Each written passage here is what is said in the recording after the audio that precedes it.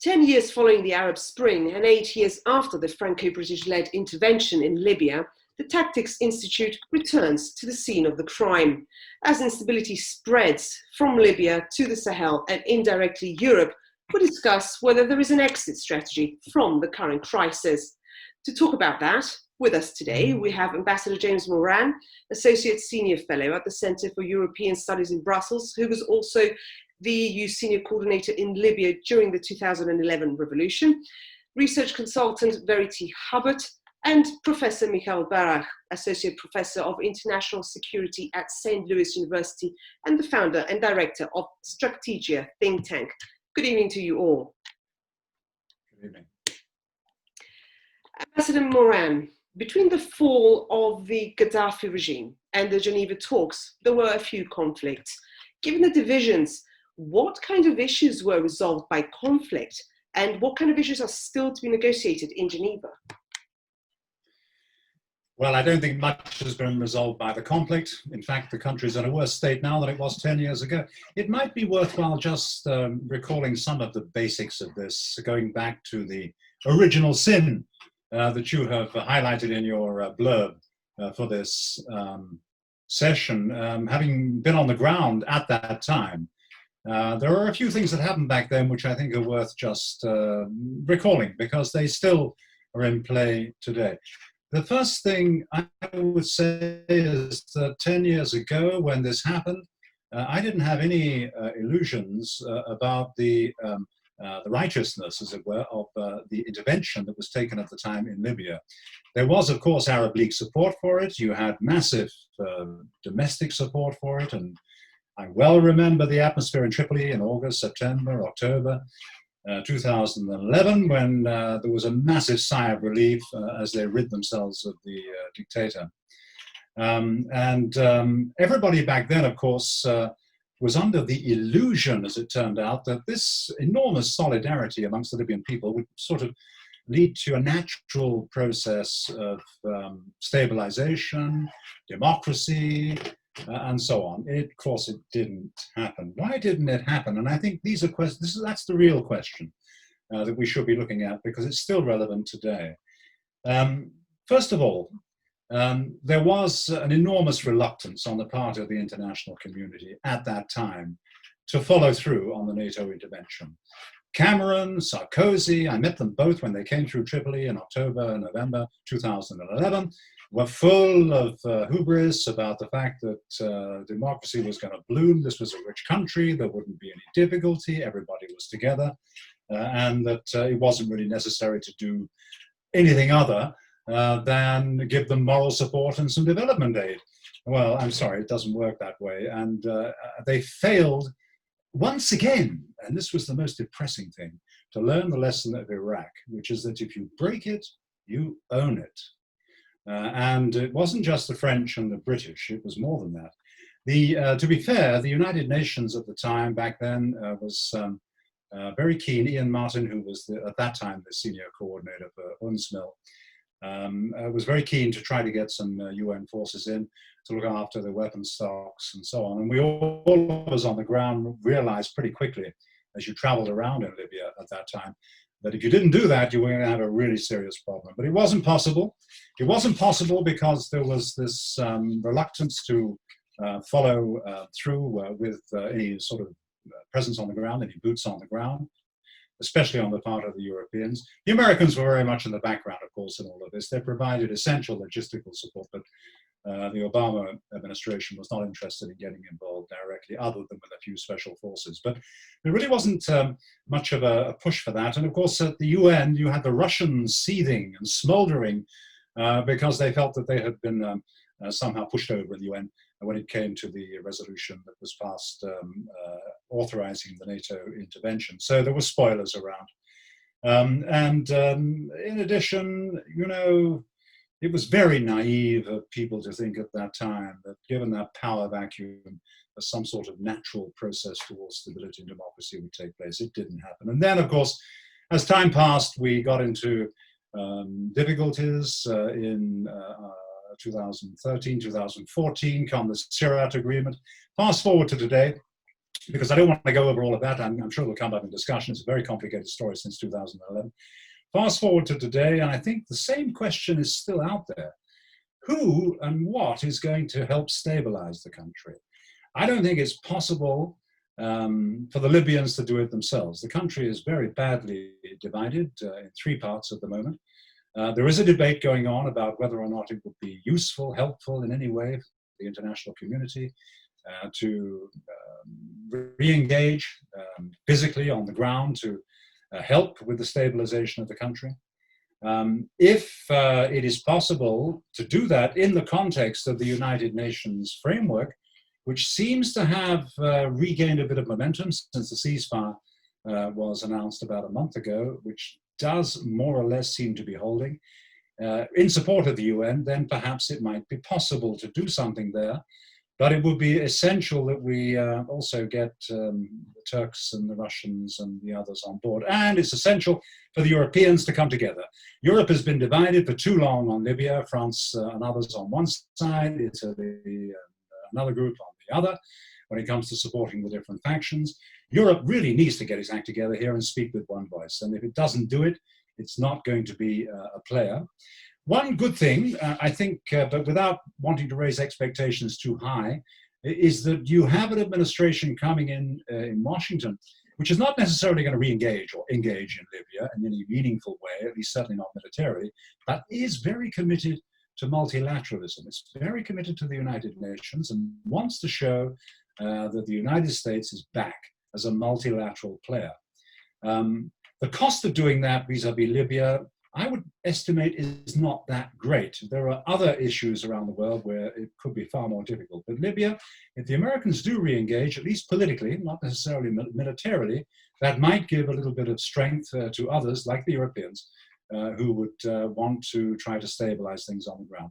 And so long as the ceasefire is holding, and let's hope it continues to hold in the run-up to the Biden inauguration next month, there just might be a window, a path here opening up to some sort of solution based on the United Nations plan. I don't think there's any other show in town than the UN plan. The other side of it is that, and I'll finish in just a second, the other side of the spoiler in all of this, spoiler, is Khalifa Haftar. He is weakened. His backers are thinking again about the support that they've been giving him. I think that if it can be shown that diplomacy and the ceasefire is credible and is sustainable, then perhaps we will see him moving out of the picture, which I think will be a very good thing. I do not think that peace is possible with that particular force. And the record speaks for itself. I'll stop there. Ambassador Moran, thanks for that.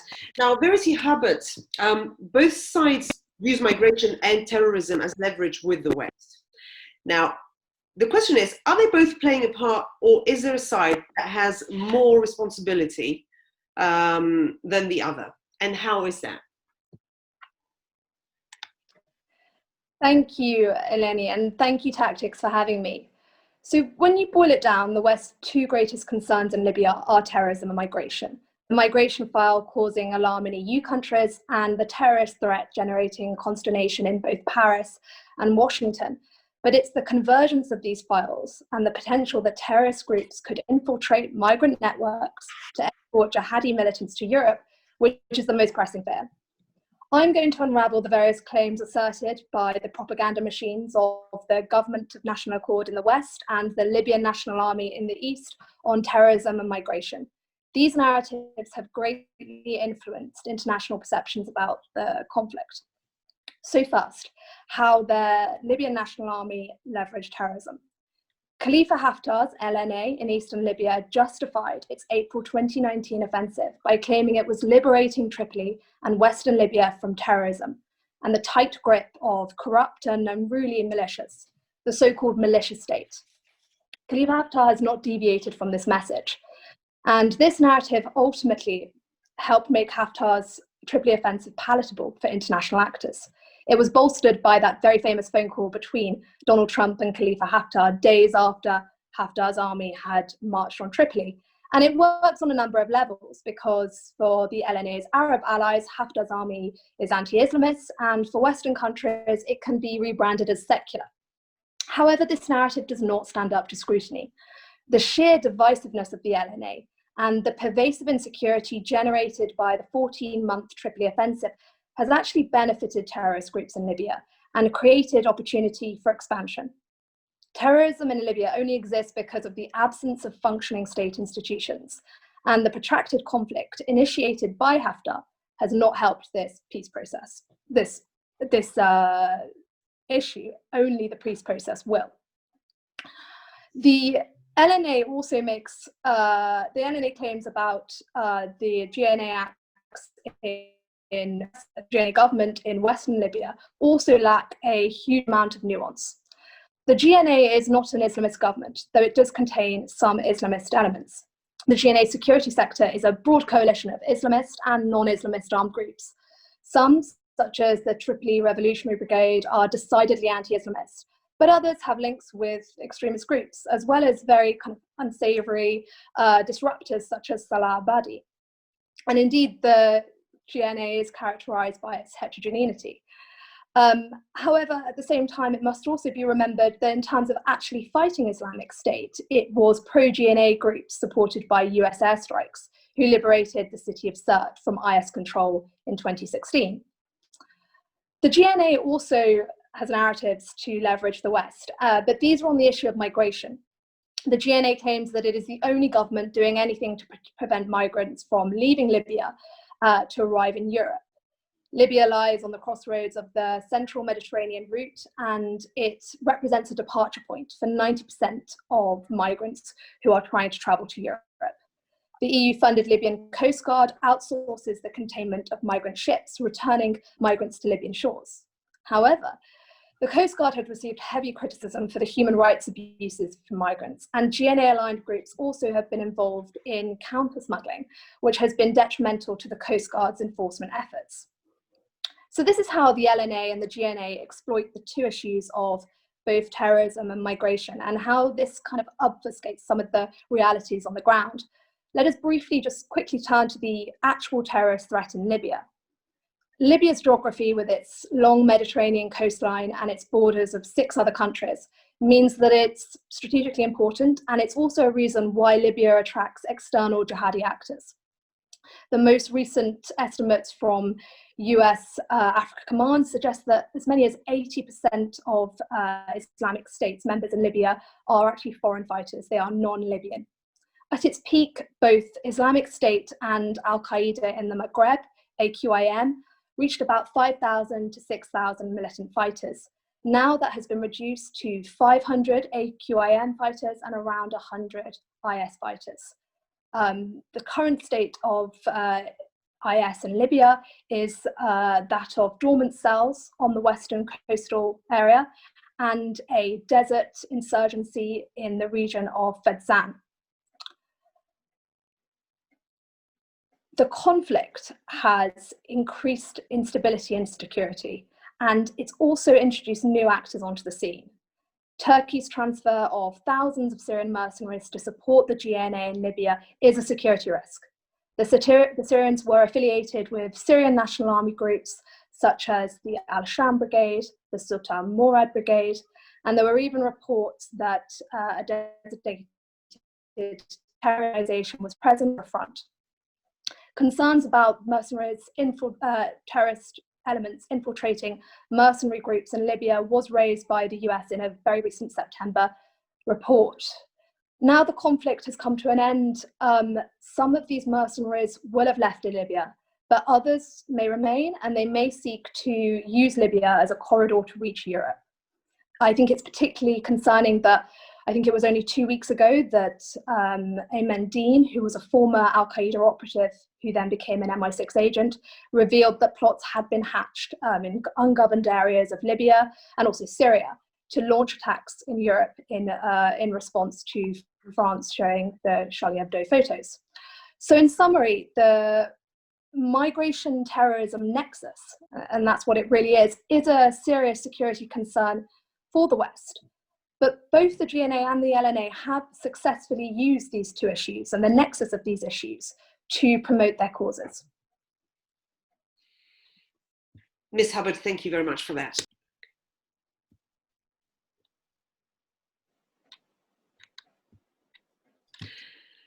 Professor Barak, to what degree has Libya been a catalyst in what is happening in the Sahel region? Thank you very much first for your invitation. It's a pleasure to be with you and to discuss this issue that is always a timely issue, actually, when it comes to Libya and its evolutions. I would say to go straight to the point when it comes to Libya. First, we take for granted maybe the fact that Libya created a new situation, especially talking about the Sahel region and the fact all the insecurity that there is in the Sahel region. But I would say at the same time that I am not sure to what extent Libya really created a new situation. What I mean there is that, of course, with what happened in Libya, we've had the unleashing of a series of events that led the Sahel region specifically to what it became today. Libya has also been one of the countries back to 2011. Libya had been one of the countries that allowed the Arab Spring to become what it became at that time, meaning that, of course, we've had Tunisia first, but then Egypt, and then Libya. And all of this was something important that opened up to these other situations that we witnessed afterwards. But at the same time, I am not sure that any of the unstable or insecure situations that came after Libya, and I'm thinking specifically here of the Sahel region, I'm not sure that anything built out of the blue, meaning that, of course, we had preconditions that were there. Corruption was already there, frustration, socioeconomic problems were also there. Terrorist groups, especially Al-Qaeda, of course, was very active already before we had the situation in Libya. And then, of course, groups such as ISIS, radical groups, mafias, networks of trafficking groups, all of this actually had to take opportunity of instability and insecurity. All of this happened to take opportunity of the vacuum that we had, and building on all of this, of course, what happened is that with the total vacuum at the security level that we had in Libya, the situation at the border between Libya and some of the neighboring countries actually got what happened to go the way it went. So this is where it's more complicated than what we say in general, because we hear a lot about the fact that Libya would have been the situation that created all what happened or unfolded afterwards. I would say no, it is more complicated than that. And then from this, of course, also we know that even under Gaddafi already, we had anyway movements that went at the border between Libya and its southern neighbors. Specifically, we also had a situation, traffics, networks that were active also. And the way we had these networks ongoing under Gaddafi already, we should not forget at the same time about the fact that when it comes to migrations, we tend to focus a lot on Libya for obvious.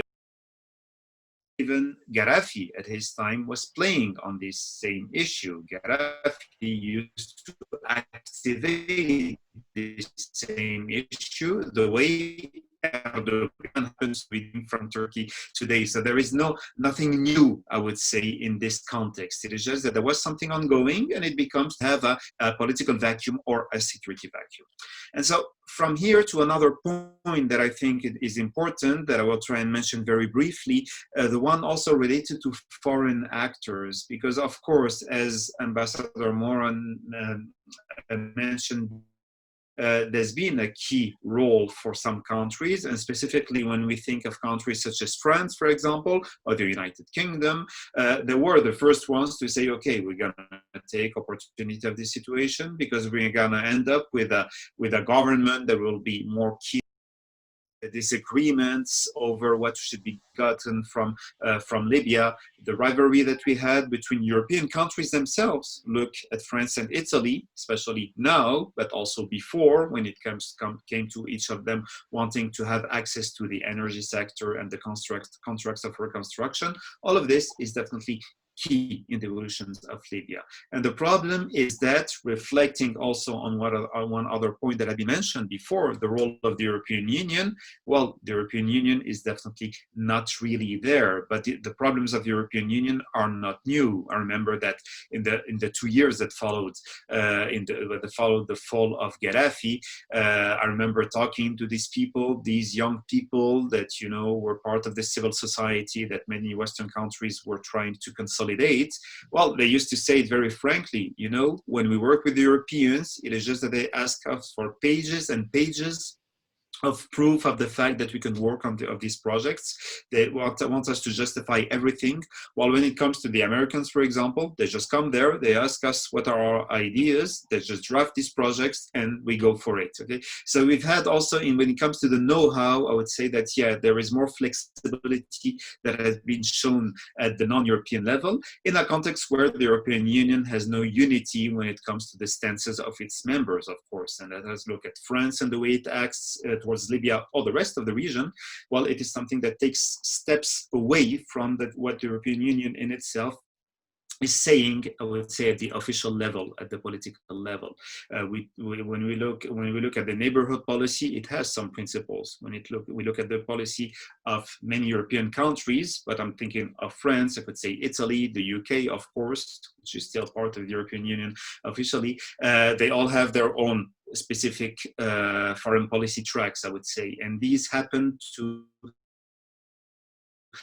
shortcut, but at least to contradict the path that the European Union would like to see drawn there when it comes to the rights of the citizens, the human rights, but also when it comes also to the policy and the developments and the policy that it wants to see favored there. So all in all, to conclude, I would say that, of course, there is a failure.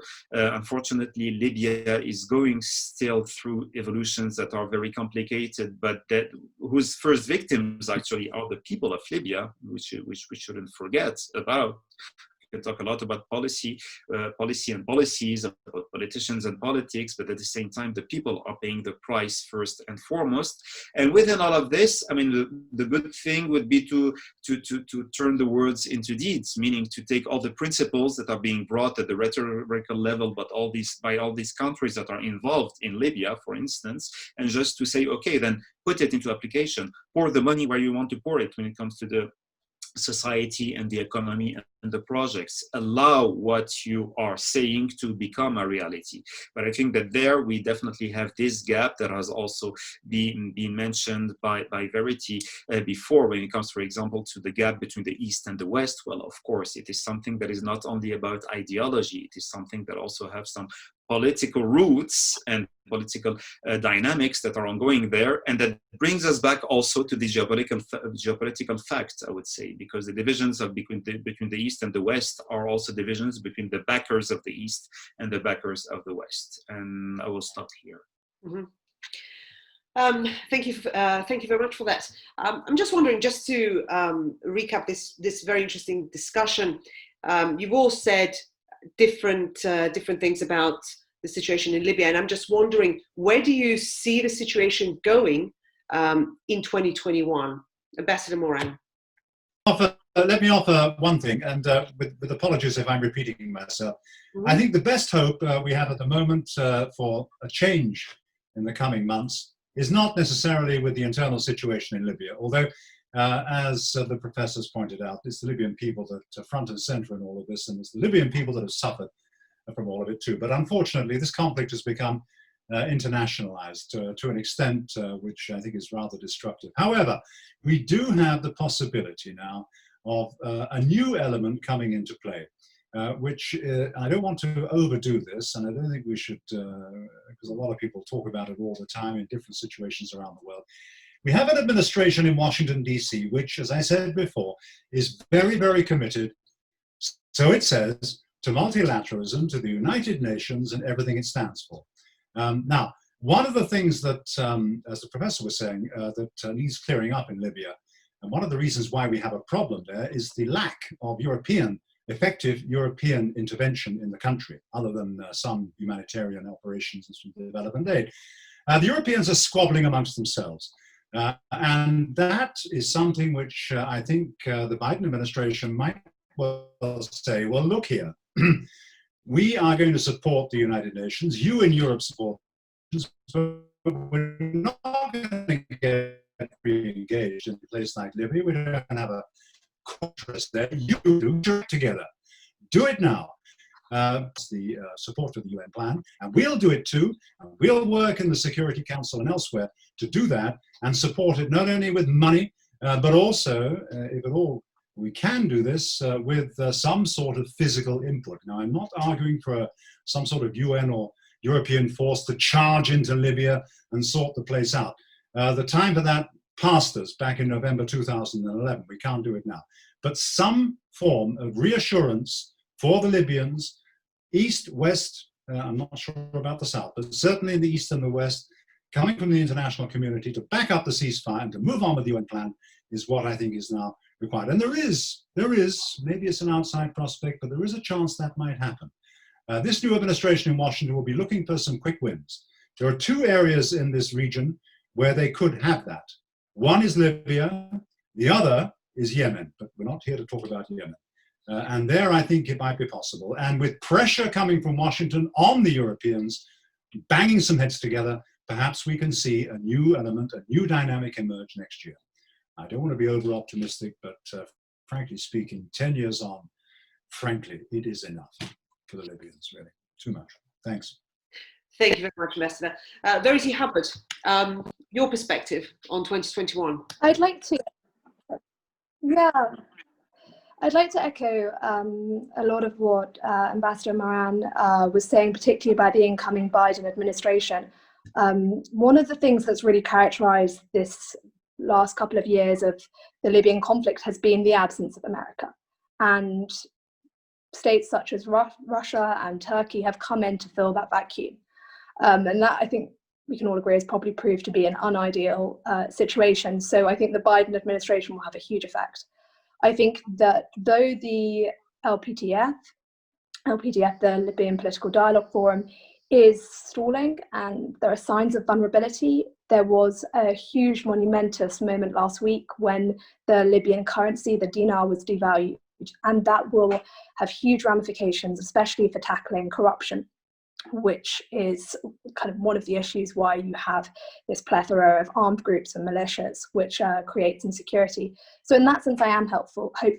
I think that by the end of January, we'll know whether mercenaries have returned back to their countries and armed groups returned to their camps. That was the deadline given by the UN in the agreement. So that's a really key date. And I guess it would be much easier to make predictions after that date than it is now. But yes, I am hopeful in that respect.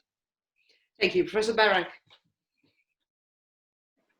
Yeah, well, just to talk about these points or try and read them from my perspective, I would say first, when it comes to the Biden administration, I know that we're putting a lot of hopes on the Biden administration, but honestly, I mean, I wouldn't put more hopes than what we could have had under Obama, meaning that under the Obama administration, I'm not sure to what extent there was an involvement that really got Libya to evolve in a positive way. I'm sure, we're aware of the fact that there was the Chris Stevens trauma, of course, the fact that anyway Libya was seen from far away, maybe was seen through some aspects, maybe more economically related, but at the same time without this strong involvement, I would say. But what strikes me is that be it under, let's say, the end or the second mandate of Barack Obama, or be it under the Trump administration, I think that most of the actions that came in the name of the US administration went more through AFRICOM, actually. And I think that the obsession has been more terrorism than it's been any of the other issues. And I'm not sure to what extent Biden would really change this reality. So of course we have a very active UN representative through Stephanie Williams that definitely is trying to do a good job and to move the tracks or to move the process forward. And this will be my second point, actually. I mean, Stephanie Williams represents the US administration without representing it, because she has this UN capacity, of course, but at the same time, I don't disconnect her fully from what the US would be willing from Libya. Yeah, but at the same time, I am not sure that Libya is so high on the American agenda for the time being, but I hope to be proven wrong with the Biden administration. So from here to the other point, the fact also that when it comes to the process, yeah, let's read the words, let's see what happened in Tunis, in Geneva, the ongoing track also when it comes to the deputies that are gathered also to discuss the future of Libya, it is positive. And it will remain positive as long as we don't have names. And I think that this is the issue too, because the framework is there. We want elections. A lot of people want elections. But where we have problems, where things are blocked, is when we try to determine who would be the head of the presidential council, who would be the prime minister. Here we have names that are circulating, lots of names, but none of these are consensual. And I think that this is not a new problem, of course, for Libya. But the fact is that despite what we think, I think that things are pending there, with some exceptions, the exceptions being the people. If you ask the people, they will tell you, we want to go for elections. We want to go through the thing of putting names before we go to elections. Yeah, but the fact is that what is standing between us and these elections is the polarization that we have because of the fact that there is a rivalry over power. And I think that unfortunately, this is where 2021 is definitely a very tiny and sensitive actually year, because this is where either we go to more stabilization or we have the logics of confrontation that come back. And actually, the evolutions on the ground are that there is the East that is pushing for some situations that could get us back to a situation of war, which would depend also, of course, on the backers of the East or the West, etc. I mean, the same logics would be back again. But I'm not sure that what the Berlin process wanted, meaning like to shortcut the interference from external actors, is totally behind us. I mean, despite the impression that maybe we can have of the fact that the situation seems calmer now than what it was before. And so from here to last point that I won't develop, but the fact that I think that priority is still to security and reconstruction. This is for sure. This is what Libyans are expecting or wanting. And unfortunately, they expected a lot when it came to determining people to, maybe some of them wanted to vote, but others also want to nominate their local leaders. This is where it goes in some parts of Libya. At the same time, this is important to have a renewal of perspectives, of course, but I mean that what Libyans really need is to eat, to drink, to have security. This is definitely the basic thing that they need for the time being, though it's not incompatible with trying to build a positive process, of course. Let's see what 2021 brings us. Thank you all very much for your time tonight. Thank you. Thank you very much. It was a pleasure.